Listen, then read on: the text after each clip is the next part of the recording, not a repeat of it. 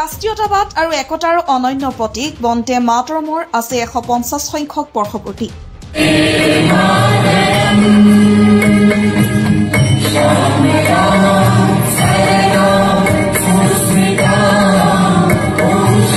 সমগ্ৰ দেশৰ লগতে আছে আমিনগাঁওস্থিত কামৰূপ জিলায়ুক্ত কাৰ্যালয়ত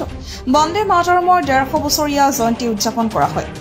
কামৰূপ জিলায়ুক্ত দীপকুমাৰ মিশ্ৰৰ আদৰণি ভাষণেৰে আৰম্ভ হোৱা অনুষ্ঠানত বিশিষ্ট নিবন্ধকাৰ জ্যোতি খাটনিয়াৰ, কামৰূপ জিলা অভিভাৱক মন্ত্ৰী চন্দ্ৰমোহন পাটোৱাৰীয়ে তেওঁলোকৰ ভাষণত বন্দে মাতৰমে ভাৰতবাসীক কেনেদৰে ব্ৰিটিছৰ বিৰুদ্ধে আন্দোলন কৰিবলৈ উদ্বুদ্ধ কৰিছিল তাৰ ব্যাখ্যা দাঙি ধৰে।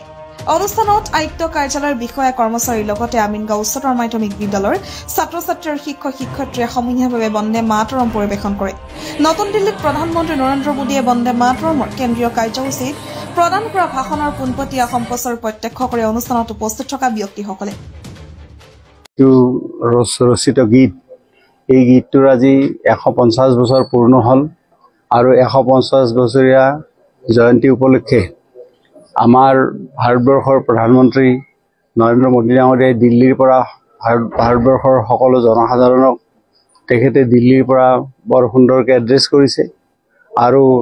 সেই তাৰে লগত সামঞ্জস্য ৰাখি ভাৰতবৰ্ষৰ প্ৰতিখন জিলাত আজি বন্দে মাতৰমৰ 150 বছৰীয়া জয়ন্তী উদযাপন কৰা হৈছে আৰু সেই হিচাপে আজি আমাৰ কামৰূপ জিলাতো এই 150 বছৰীয়া জয়ন্তী উদযাপন কৰা হ'ল আৰু ইয়াতে আমাৰ জিলাৰ উপায়ুক্ত আৰু অন্যান্য অফিচাৰসকলৰ লগতে আমাৰ খাটনিয়াৰ ডাঙৰীয়া আমাৰ আজি ইয়াতে বিশিষ্ট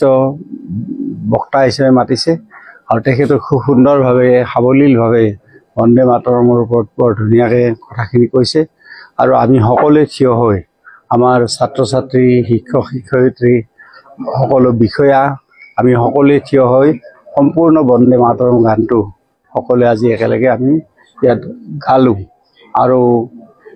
এই যিটো 150 বছৰীয়া জয়ন্তী, এই জয়ন্তীটো আমি ইয়াতে পালন কৰিলোঁ।